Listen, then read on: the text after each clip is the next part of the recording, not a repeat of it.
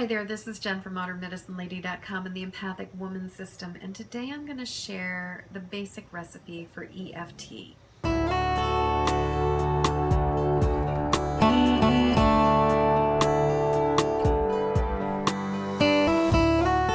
So today I'm going to share the basic recipe for EFT, and this stands for Emotional Freedom Technique. It's also known as tapping.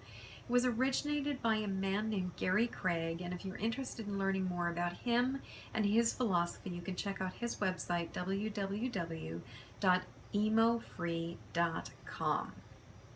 Now, Emotional Freedom Technique, EFT, is about using very gentle pressure or tapping on acupuncture points along the body in order to basically reset our system.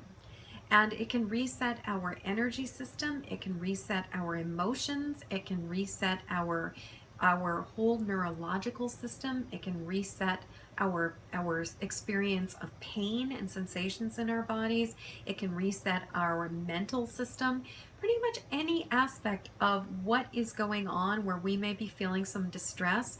We can use EFT to reset it and reprogram it so we can calm ourselves down. And part of the reason why this is so effective is that EFT has been proven to calm the amygdala, which is the part of our brain which is in control of the fight or flight mechanism. And so when EFT calms our amygdala down, we are no longer in a state of agitation and we're no longer in a state of reactivity. And as a result, we can respond instead of react. So the way that EFT works is that generally what you want to do is you want to think about a feeling or a sensation or an issue or a belief or something that's going on. Maybe it's a memory about something that happened in the past that you're feeling some intensity around. And when you get clear about what it is, what I want you to do is to get as specific as you can, because the more precise and specific you are with EFT, the more effective EFT is. And that's actually one of the reasons why a 15-minute tapping video on YouTube is not as effective as either working with a skilled, trained EFT facilitator or even doing your own longer EFT where you're going and you're dialing in very precisely to what's going on for you. So while EFT videos on YouTube can be extremely helpful and very useful, if you've got some real deep stuff to do, I strongly encourage you to get in touch with somebody like me who can support you in working through stuff and who has the tools in their toolbox to really help you and guide you through the process as effortlessly and easily as possible. So anyway, once you have this sorted out and you know what it is that you want to work on, what you're going to do is you're going to give yourself a little bit of a rating about it. And what you want to do is just have a piece of paper around and just on a scale of 0 to 10, with 0 being I have no feelings whatsoever about this, and 10 being it's completely off the charts with intensity, you write down the feeling that you have as you start on it, and you just pay attention. Make note of where is it in your body, what kinds of thoughts and feelings are you having, what's going on for you. Maybe there's a cluster of things that are happening, like you have a physical sensation in your body, you're feeling an emotion, and you're having some kind of a memory. So just note it. You might make a couple notes about it, and then what you're going to do is you're going to do what's called the setup statement. Now the setup statement involves tapping on the side of your hand right on the karate chop point, and with your other, I like using my 3 fingers and just tapping on the side of the hand.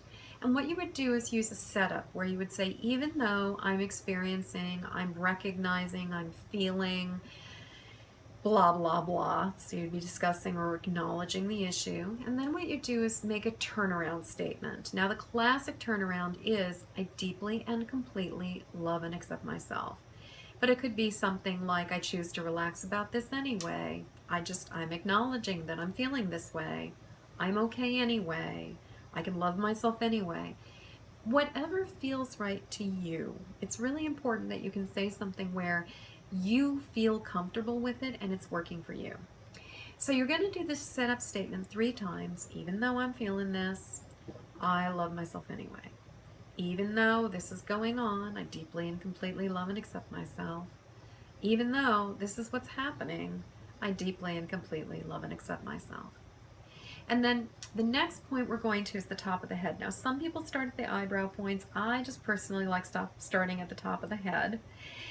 And what I like to do is actually feel around until it almost feels like magnets clicking with my 3 fingers on the top, and as if I kind of feel that sync up and I feel that sense of click. And so you're just tapping, and what you're going to use is a reminder phrase to focus on the feeling of distress or the intensity. So you would say something like, this issue, this feeling, this blah, blah, blah. And then the next point is your eyebrow points. Now the eyebrow points are at the top of your eye socket, right at the bridge of your nose, above the bridge of your nose, kind of on either side of your nose, right where the socket begins. And then the next point, and you would say this blah, blah, blah. And then the next point is on the sides of the eyes, right where the bars of my glasses are, but right between the upper lid and the lower lid, but right on the side, kind of just past your eye socket. And again, move around until you feel that magnetic click, and it just feels good. And you would say the reminder phrase, this blah, blah, blah. Obviously, you're not going to say blah, blah, blah. You're going to say whatever it is that's really going on. Then under the eyes, this feeling, this blah, blah, blah.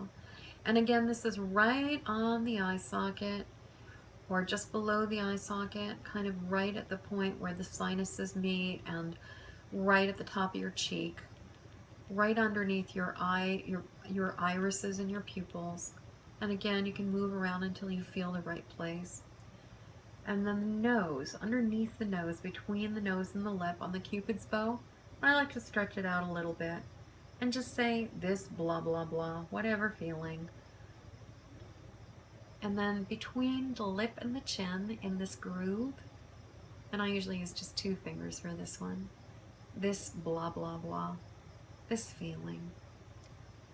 And then the collarbone points are the sore spots. And again, you can sort of feel around. I'm going to use only one hand because of the mic. But, if I find the clavicle, and then I move down below it and kind of just right underneath it. And again, you want to feel until you kind of hit that magnetic click. But also in this case, usually there's a little bit of a tenderness when you hit the right spot with the collarbone points.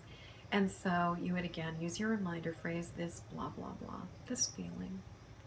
And then underneath the arm, now this would be right past your breast tissue if you're female, right on your rib cage, directly parallel to your armpit, and pretty much parallel to your nipple.